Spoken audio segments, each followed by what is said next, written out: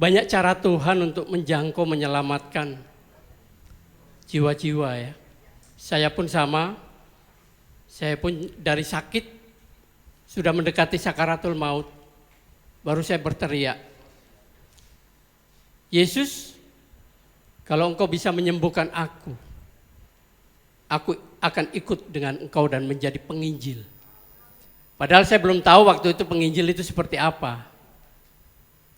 Ya, tapi karena kakak saya pernah ketemu dengan seorang penginjil yang menolong ibu saya waktu pendarahan tahun 84, jadi saya ingat di situ. Bapak itu katanya seorang penginjil, orang Kristen. Nah, baru di situ saya tahu. Nah, saya merasakan kuasa Tuhan bekerja. 1 hari saya tidak minum obat, karena obat-obat waktu itu sudah saya buang. Dan saya sudah putus asa. Tapi ketika saya minta kepada Tuhan Yesus, engkau Tuhannya orang Kristen, kalau bisa menyembuhkan saya akan masuk Kristen. Mengikut engkau dan menjadi penginjil, itu nazar saya. Enggak butuh waktu lama, besok badan saya sudah sehat. Amin. Sudah sehat. Padahal makan minum air pun enggak bisa waktu itu. Keluar, karena perihnya luar biasa. Ya, mah kronis enggak tahu mah apa. Saya jalan aja ngesot, enggak bisa. Berangkang pun nggak bisa, apalagi berdiri. Nah, itu sedikit kesaksian saya. Jadi putri juga diselamatkan Tuhan melalui pujian ya. Ya, banyak cara Tuhan untuk menyelamatkan manusia. Saya lewat sakit. Ya. Paulus juga begitu. Ya, penampakan cahaya yang luar biasa dan di akhirnya dia buta. Ya, Tuhan bisa membuat cara. Mungkin karena saya sakit juga itu cara Tuhan. Amin. Cara Tuhan untuk menyelamatkan saya. Puji Tuhan. Baik, malam hari ini saya tidak kesaksian, nanti panjang lagi kesaksiannya. Ya, saya ingin berbagi firman Tuhan pada malam hari ini. Tema kita adalah membangun komitmen dan integritas dalam pelayanan. Yang saya ambil dasar dari Alkitab Wahyu pasal 3 ayat 8. Silakan Bapak Ibu bisa buka Alkitab atau Alkitab aplikasi yang ada di handphone. Wahyu pasal 3 ayat 8. Saya bacakan untuk kita semua. Aku tahu segala pekerjaanmu. Lihatlah, aku telah membuka pintu bagimu yang tidak dapat ditutup oleh seorang pun. Aku tahu bahwa kekuatanmu tidak seberapa, namun engkau menuruti firman-Ku dan engkau tidak menyangkal namaku. Ya. Firman ini diberikan kepada jemaat di Philadelphia. Ya. Bagian dari 7 jemaat. Ya. Bapak Ibu Saudaraku yang dikasihi Tuhan. Ya, jemaat Philadelphia ini adalah jemaat yang taat, setia. Ini yang dipuji oleh Tuhan. Ya. Berbeda dengan jemaat Laodikia. Suam-suam, karena Laodikia ini kota yang kaya, ya. Nah, kota ini adalah kota perbankan, ya. Artinya Laodikia ini adalah keadilan bagi rakyat. Jadi mereka tidak butuh Tuhan, karena sudah mapan, ya. Ini hati-hati ya. Kita sebagai anak-anak Tuhan yang sudah tercukupi hidupnya. Mau kemanapun ada mobil, ada supir, driver. Ini hati-hati. Karena kenyamanan itu bisa dipakai oleh iblis. Makanya jemaat di Laodikia itu disebut jemaat suam-suam kuku. Gak panas, gak dingin. Tuhan muntahkan dia. Jadi kita hati-hati. Makanya malam hari ini kita menerapkan hidup seperti jemaat di Philadelphia. Bapak Ibu Saudaraku yang dikasihi Tuhan, tema saya mengajak kita untuk setia, komitmen.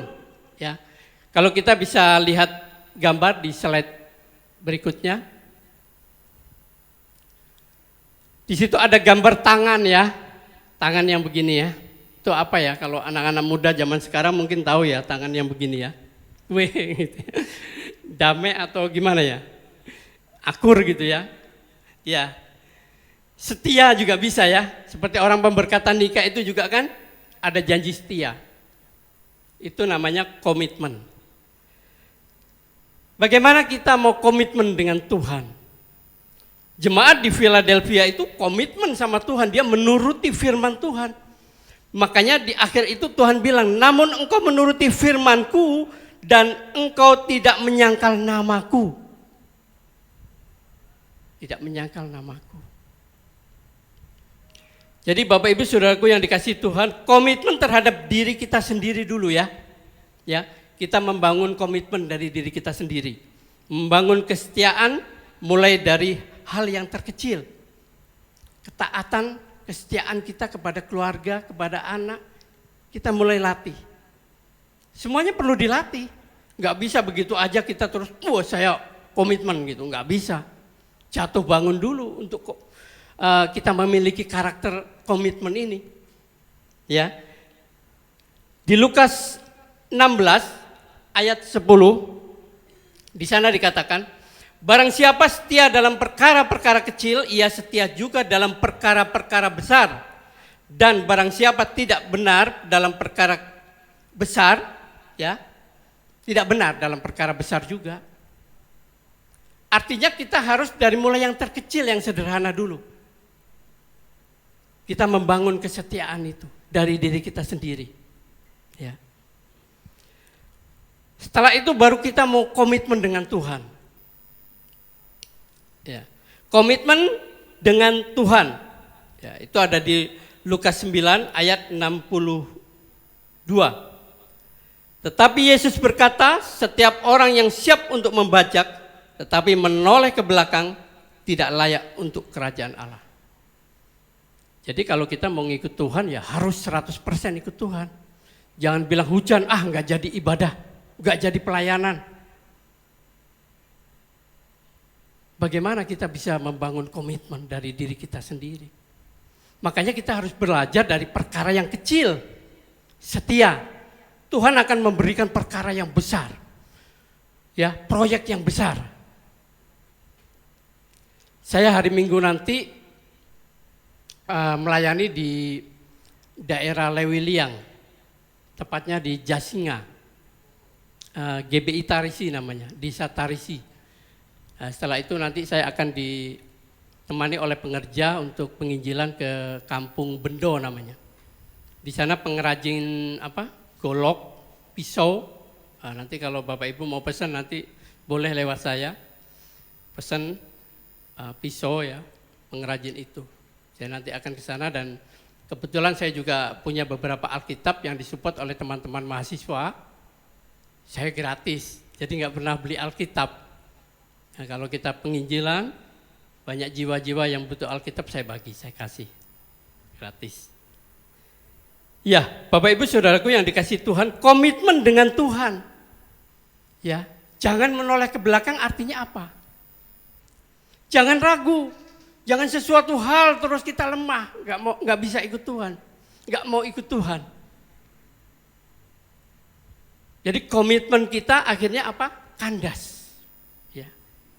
Ya, setelah kita mewujudkan kesetiaan kita, komitmen kita dari perkara yang kecil, kita bangun di dalam diri kita sendiri. Baru kita mau komitmen dengan Tuhan. Harus totalitas. Komitmen dalam melayani. Di Yohanes 12 ayat 26 di sana dikatakan, barang siapa melayani aku, ia harus mengikut aku dan di mana aku berada, di situ pun pelayanku akan berada. Barang siapa melayani aku, ia akan dihormati Bapa. Amin. Luar biasa ya. Jadi Yesus ada di mana-mana ketika kita pelayanan, nggak usah khawatir. Wah jauh gitu, jauh Pak. Saya pernah naik motor juga pelayanan penginjilan ke Sukabumi. Pulang sampai rumah subuh jam 2. 4 jam dalam perjalanan. Berhenti cuma ngopi minum sama istri saya. Saya merasa bahwa saya berjalan bersama Tuhan kok. Naik motor Pak. Ya karena waktu itu dadakan ya saya ditelepon, Pak bisa nggak? Pelayanan ngisi kesaksian deh kalau nggak bisa, kalau nggak ada persiapan firman. Maunya saya bawa firman. Cuman saya waktu itu kan dadakan. oh saya mungkin nggak ada persiapan karena nyampe sana pasti saya telat. Saya nanti kesaksian aja di tengah-tengah gitu kan. Akhirnya saya berangkatlah sama istri saya ke sana. Karena kita sudah komitmen melayani Tuhan, melayani jemaat Tuhan. Jadi wah nggak bisa kalau dadakan gini minggu depan aja. Wah nggak lolos. Itu namanya kita menengok ke belakang. Membajak nggak boleh tengok ke belakang. Ya. Komitmen dalam melayani dimanapun kita berada. Tuhan ada di situ. Karena yang kita layani Tuhan. Yang kita layani Tuhan. Ya. Ada satu kesaksian saya pernah bersama tim saya dulu melayani di daerah Cilember. Jadi baru sekali ini saya lihat jemaat yang luar biasa. Belum pernah saya jumpai ya. Jemaat-jemaat di sana itu, wah murah senyum. Murah senyum. Wah, coba kalau kita datang ke gereja kan nggak semua jemaat senyum, di sana senyum semua. Daerah Cilember, sampingnya pesantren. Nah, pas turun dari mobil dengan tim, jemaat langsung tepuk tangan, langsung menyambut kami ya dengan senyum. Saya bilang sama teman saya, Bu, nih jemaatnya baik-baik amat ya. Iya Pak Ilyas katanya. Pas sampai datang, ya kita dipeluk-peluk, kita disalam-salamin. Nah akhirnya saya dibisikin, Pak bawa permen enggak gitu. Waduh, ternyata di sana yayasan kelainan jiwa yang saya layani. Cuman inilah pelayanan. Tuhan utus kita di tempat dimanapun berada, siap. Ya. Tapi mereka luar biasa. Wah kita ibadah. Kursi-kursi itu diputerin di situ. Diputerin. Jadi saya khotbah nggak ada mimbar, Alkitab saya bawa. Wah setelah doa, saya bawa firman, wah mereka mendengarkan semangat sekali. Mantuk-mantuk, saya nggak tahu paham atau tidak gitu ya. Saya waktu itu temanya adalah terang dunia. Nah setelah selesai khotbah, ada sharing ceritanya nih, ada sharing. Nah sharing, wah banyak yang ngacung semua. Siapa yang mau sharing? Saya bapak, saya gitu kan. Ya. Tapi yang ditanyakan tidak ada hubungannya dengan firman. Nah dia kata, iya tanya apa ibu? Saya bilang gitu, Pak saya kan di sini udah 6 bulan, kapan saya pulangnya ya? Waduh. Keluar konteks semua. Nah ini pengalaman. Ya, lucu tapi sangat mengesankan buat saya. Saya 2 kali berkunjung ke sana. Ya. Jadi Bapak Ibu Saudaraku yang dikasih Tuhan, jangan mundur. Maju terus siapapun yang kita layani. Ya. Tuhan izinkan kita melayani orang-orang yang enggak benar, orang-orang bahkan yang sakit jiwa.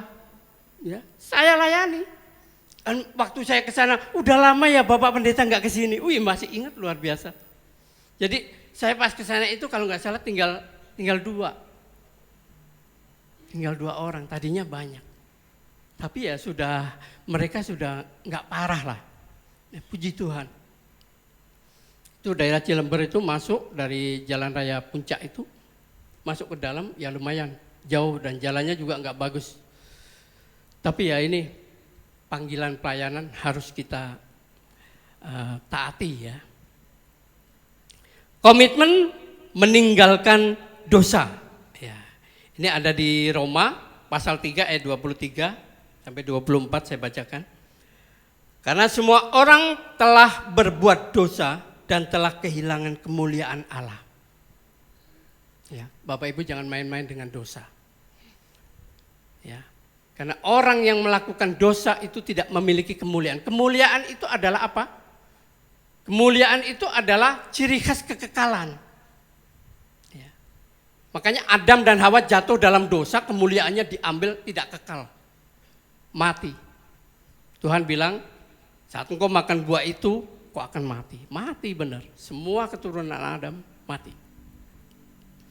Kehilangan kemuliaan, kehilangan kekekalan. Tuhan punya rencana bahwa manusia akan kekal hidup di Taman Eden, tapi ternyata manusia melanggar perintah Tuhan. Ya. Jangan makan buah itu. Ya. Tuhan bisa aja menempatkan iblis di situ, turun dari surga, lu mampir dulu di Taman Eden. di pohon itu. Karena Tuhan punya rencana, saya uji nih manusia nih. Karena kita dibeli akal, pikiran, ya, free will, ya, kehendak, ya. Udah dibilangin sama Tuhan, jangan makan buah itu, semua buah dalam taman ini boleh kau makan, tapi yang satu jangan. Tuhan udah kasih tahu loh, berarti kan ada iblis di situ. Tapi ternyata menggoda itu buah, Hawa, dan akhirnya dua-duanya makan. Nah akhirnya kita tidak lagi hidup di Taman Eden. Nah Bapak Ibu Saudaraku yang dikasih Tuhan, Tuhan ingin mengembalikan manusia baru untuk kita semua. Kita semua ini sudah rusak. Ya, kita bersyukur, saya juga Pak Pendeta Fadil, Putri dan yang lainnya sudah diselamatkan oleh Tuhan. Bu Pendeta Ita juga ya, yang dari seberang-seberang Bapak Ibu Saudara, kita sudah diselamatkan dan dimenangkan oleh Tuhan. Jadi dosa harus kita tinggalkan. Ketika kita jatuh dalam dosa, cepat bangkit. Jatuh cepat bangkit, jangan main-main dengan dosa. Jangan jatuh terus. Ya. Jangan jatuh terus. Ya, Bapak Ibu Saudaraku yang dikasih Tuhan, komitmen berbuat baik, ya. Dalam Galatia 6 ayat 9 sampai 10, janganlah kita jemu-jemu berbuat baik, karena apabila sudah datang waktunya, kita akan menuai jika kita tidak menjadi lemah.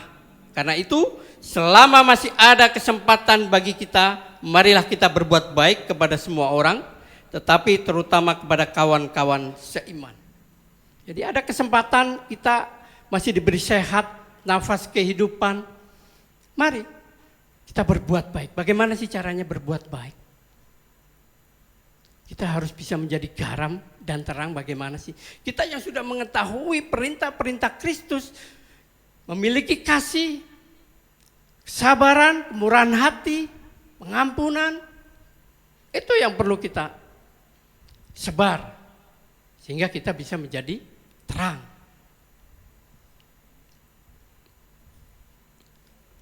Lanjut, komitmen menjadi dasar dalam kehidupan orang percaya, seperti halnya jemaat di Philadelphia tadi. Jadi semua yang ada di sini komitmen Philadelphia, jemaat Philadelphia itu luar biasa, dan dia diacungin jempol oleh Tuhan, ya. Berkat-berkatnya tidak ditutup, ya. Aku tahu segala pekerjaanmu, lihatlah aku telah membuka pintu bagimu. Jadi Tuhan tahu apa yang kita lakukan sehari-hari. Jangan sembunyi-sembunyi. Apa yang kita inginkan, yang kita rindukan, Tuhan tahu. Ya. Komitmen adalah wujud kesetiaan kita untuk melakukan perintahnya. Komitmen melakukan perintah Tuhan. Kalau Tuhan bilang, "Hendaklah engkau saling mengasihi," kasih harus kita tanamkan dalam diri kita. Amin. Kasih harus kita tanamkan. Karena itu menjadi dasar yang paling utama. Kalau kita nggak punya kasih, yang lainnya nggak akan bisa. Tapi kalau kita memiliki kasih, kesetiaan, kebaikan, kebenaran, itu pasti akan ada di dalam diri kita. Komitmen mengasihi sesama tanpa syarat. Jadi untuk mengasihi sesama ini manusiawi ya. Kebanyakan manusia nih ya ada pilih-pilih lah ya. Pandang muka gitu kan. Ini hati-hati. Ya, jangan pilih-pilih. Manusia seburuk apapun, sejelek apapun, bahkan yang kelainan jiwa pun itu ciptaan Tuhan. Dan harus kita kasihi. Harus kita kasihi. Komitmen memberitakan karya Kristus kepada banyak orang. Ya, ini yang terutama ya. Kalau kita sudah komitmen melayani Tuhan, ada perintah di situ. Pergilah, jadikanlah semua bangsa muridku. Ini yang jarang sekali dilakukan, ya. Kita harus benar-benar fokus di sini. Dan kita harus berpikir, kalau kita tidak memberitakan Injil, bagaimana orang-orang yang tidak mendengar Injil? Tidak diselamatkan. Karena Yohanes 8 ayat 24, orang yang tidak percaya, dia akan mati dalam dosanya. Tidak percaya itu dosa yang paling besar loh. Dosa paling besar bukan perzinahan, bukan mencuri, bukan membunuh, bukan ngerampok, bukan. itu masih bisa diampuni oleh Tuhan. Tapi tidak percaya itu sama juga menghujat Tuhan, tidak ada pengampunan. Saudara-saudara kita yang tidak percaya, mari kita beritakan Injil.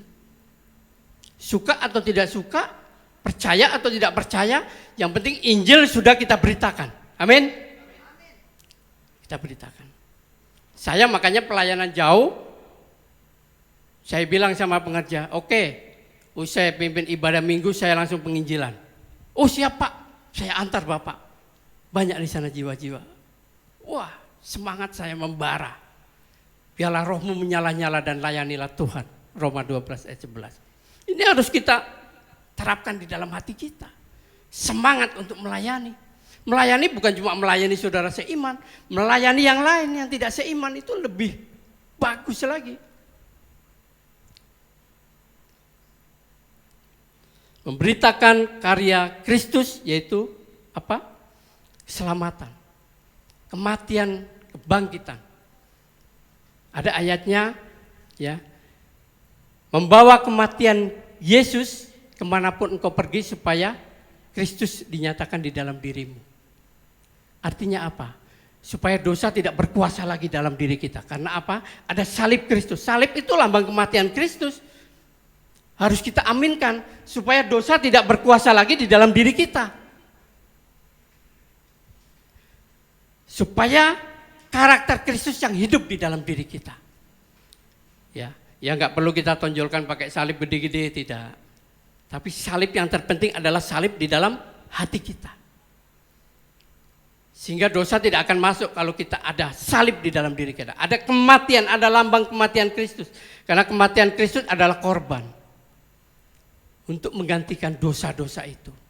Zaman Nabi Musa kalau orang berdosa harus disiapkan lembu jantan, lembu betina, burung dara, semuanya tidak bercela. Itu hukumnya. Nah, itu baru bisa menebus kesalahanmu. Engkau udah tahir karena engkau sudah mempersembahkan itu. Lalu dosa lagi, bawa lagi itu. Coba kalau sekarang berlaku, habis binatang kan? Habis sapi, betina, habis. Padahal penebus dosa itu pakainya apa? Lembu betina, lembu jantan. Korban penebusannya. Nah kita bersyukur Tuhan Yesus sudah menjadi korban buat kita semua satu kali, tidak berkali-kali lagi. Nah ini harus kita syukuri. Bahkan pengampunan disediakan, kasih karunia. Selama kita masih bernapas, pengampunan itu berlaku. Tapi jangan main-main dengan dosa. Kalau zaman perjanjian lama, lu habis khotbah berbuat dosa, lenyap. Habis, karena nggak ada pengampunan. Ya. Ingat dua anaknya Harun, seorang imam, anaknya Harun kan ada 4 tuh laki semua tuh. Ya, itu ketika dia mengambil api dari tempat lain yang tidak disuruh oleh Tuhan, saat itu juga dia dilenyapkan oleh Tuhan, dimakan oleh api dari Tuhan. Ya. Tuhan komitmen dengan hukum-hukumnya. Orang yang berusia 10 tahun ke atas, sejak dia keluar dari tanah Mesir, gak akan bisa masuk ke tanah Kanaan, termasuk Musa. Karena mereka adalah orang-orang yang sudah berdosa juga.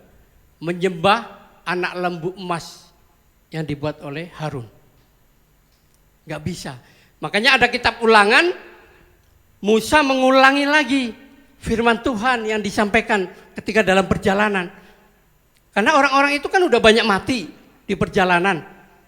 Ya, kemah suci itu 44 kali pindah tempat loh, bayangkan. Kemah suci yang menjadi bait Allah ya, ketika udah di Israel ya. 44 kali pindah tempat, dan yang terakhir ya di Silo itu, di Israel. Nah, jadi Tuhan komitmen, orang yang pernah melakukan dosa, yang pernah melanggar perintah Tuhan, gak akan diizinkan masuk. Musa aja memohon-mohon, enggak. Komitmen Tuhan. Musa cuma nengok-nengok tuh dari seberang sungai Yordan.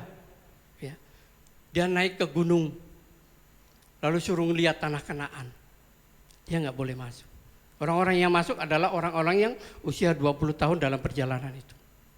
Masuk ke tanah Kanaan. Jadi Tuhan komitmen. Bapak Ibu Saudaraku yang dikasihi Tuhan, inilah karakter jemaat Philadelphia. Lalu integritas, ya. Di situ ada gambar jam ya. Slide berikutnya, Mas Agus.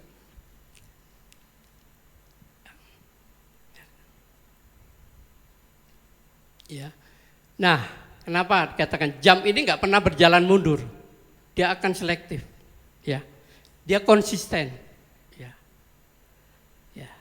Orang yang memiliki integritas juga seperti itu, dijujur, nggak pernah nggak jujur, jujur, ya. Kalau saat ini ada yang masih nggak jujur, harus bertobat, minta ampun, pengampunan masih ada, kasih karunia, amin, masih ada. Jangan main-main lagi dengan dosa. Ya, Tuhan Yesus mengampuni manusia, perempuan berzina. Ya, pergilah, dosamu sudah diampuni dan jangan berbuat dosa lagi. Tapi orang sekarang mah dosa lagi, bandel ya. Oh, ketika dia dosa langsung lewat gimana coba? Habis. Ya.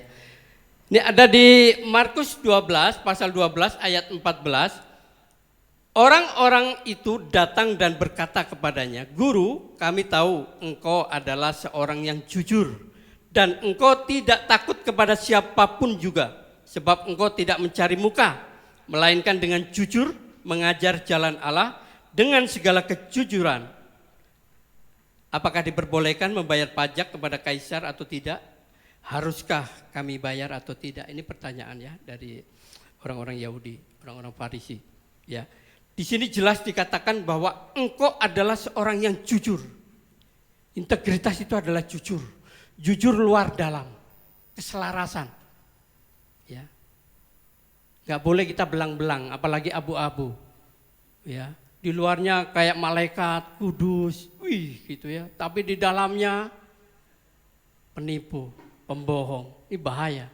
Kayak jemaat Laodikia. Suam-suam. Kadang jujur, kadang enggak. Nah, ini lebih bahaya lagi. Ya. Kita harus punya integritas. Jemaat Philadelphia itu punya integritas dia. Dia jujur di mata Tuhan, makanya Tuhan memuji dia. Ya. Aku telah membuka pintu bagimu yang tidak dapat ditutup oleh seorang pun. Membuka pintu berkat, kesehatan, berkat apalagi uang, ya. Berkat sukacita, keluarga dibuka tingkap-tingkap oleh Tuhan, tidak ditutup. Karena dia apa?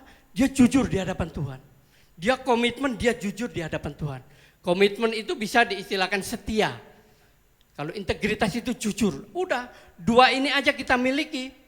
Hidup kita sama kayak jemaat di Philadelphia. Amin. Ya. Jadi kita jujur, konsisten, ya. Utuh dan totalitas dalam melayani Tuhan. Apa peran integritas? Slide selanjutnya. Membangun kepercayaan diri. Ya. Memiliki nilai pengaruh yang tinggi dan berdampak. Jadi hidup kita memang harus berdampak. Yesus saja berdampak. Lihat di ayat tadi kan, dia jujur luar biasa. Kita orang-orang yang percaya, tadi Pak Pendeta Fadil, orang Kristen adalah pola, artinya pola hidup Kristus, orang Kristen itu. Amin. Pola hidup Kristus harus kita contoh, harus kita teladani. Supaya apa? Supaya kita berdampak. Ya, supaya kita bercahaya. Hendaklah engkau menjadi garam dan terang dunia. Ini perintah supaya kita menjadi garam, supaya kita menjadi terang bagi banyak orang. Memiliki kualitas hidup rohani, kehidupan rohani juga harus punya kualitas dimanapun kita tinggal. Saya di masyarakat, di Kelurahan Rambutan, saya bagian dari seksi kerohanian. Ya, membawai Katolik juga Protestan. Dan di RT saya ditarik lagi jadi sekretaris, sama kayak Ibu Pendeta Ita. Padahal Pak Lurah minta, kenapa enggak nyalonin jadi RW, RT. Enggak. Saya pelayan Tuhan. Amin. Pelayan Tuhan itu luar biasa. Ya. Kita harus bisa jadi berkat, berdampak dimanapun kita tinggal. Saya dilamar loh sama Pak RT, tanya istri saya. Datang malam-malam ke rumah. Ilyas, Pak Ilyas bantu saya ya. Aduh, ini saya kesulitan ini. Makanya ini mau puasa saya sibuk ngetik, atur jadwal ronda. Karena selama bulan Ramadan harus ada ronda. Saya atur karena warganya banyak, 200-an lebih. Jadi bingung nih. Satu kali semalam bisa datang 20 orang, 18. Karena ada pos 2, jadi saya bagi 2. Yang separuh pos atas, yang separuh pos bawah, keliling 2 kali. Jam 1 sama jam 2.30 sampai bangunin sahur. Wah, mantap. Jadi kita harus berdampak dimanapun kita berada. Jangan menjauh. Ya, jangan menjauh. Karena kita dibaca. Hidup kita dibaca. Makanya kita harus punya pola. Pola Kristus. Memiliki kasih, kejujuran, kelemah lembutan, ya buah-buah roh banyak lah ya, kesabaran dan lain-lain. Hidup kudus. Nah, ini yang penting, hidup kudus. Hidup kudus ini berat ya. Kita harus jatuh bangun bagaimana kita bisa menerapkan kekudusan. Kudus itu kan enggak cuma dari dalam tapi dari luar juga. Tingkah laku kita kudus enggak? Ramah enggak? Murah senyum enggak? Tapi ada orang yang enggak murah senyum ya, memang karakternya begitu ya. Tapi dalam hatinya murah senyum dia. Saya pernah dapat orang begitu. Oh, Pak Pendeta makasih ya pelayanannya. Waduh, kok begini gitu. Pas saya tanya sama majelis penatua, itu emang dia bawaannya begitu Pak Pendeta. Diemin aja, tapi orangnya baik loh. Memang baik. Jadi itu ya, kita harus membawa pola hidup karakter Kristus di tengah-tengah masyarakat. Kudus dalam perilaku, dalam ucapan harus kudus, jujur ya. Disiplin, nah disiplin menggunakan waktu. Baca Alkitab harus punya waktu. Saya di tempat kerja itu baca Alkitab itu saya biasanya kalau mau pulang saya udah siapkan waktu 1/4 jam untuk baca Alkitab. Pagi kadang baca renungan, kadang buka-buka renungan di internet kalau kerjaan lagi nggak padat, itu saya lakukan. Ya. Ini bagian dari kedisiplinan. Bangun pagi jam berapa berdoa? Saya langsung calling istri. Ayo doa. Doa malam. Ada waktu-waktu. Mau tidur kita doa. Makan siang bareng ya kita doa. Ya kalau saya di tempat kerja, istri anak-anak di rumah ya doanya udah masing-masing. Ini bagian dari kedisiplinan. Membaca Alkitab, ya jangan mentang-mentang kita sudah lunas baca Alkitab terus nggak baca lagi, salah. Alkitab ini setiap kita baca, walaupun bacanya berulang-ulang sampai 50 kali pun, itu berkatnya beda-beda loh, amin. Beda-beda. Saya bisa mendapatkan di sini loh pembacaan. Ya. Jadi kita harus disiplin dalam melakukan aktivitas kita, aktivitas rohani, membaca Alkitab, berdoa dan lain-lain. Tepat waktu. Nah, tepat waktu juga sulit ya kadang ya. Saya kemarin juga waktu pelayanan di PJL, PKRI Diaspora juga terlambat itu gara-gara macet juga. Padahal sih udah nyampe sana itu.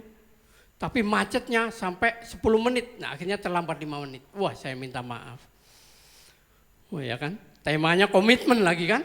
Waduh, kena saya. Ya firman Tuhan itu pedang bermata dua.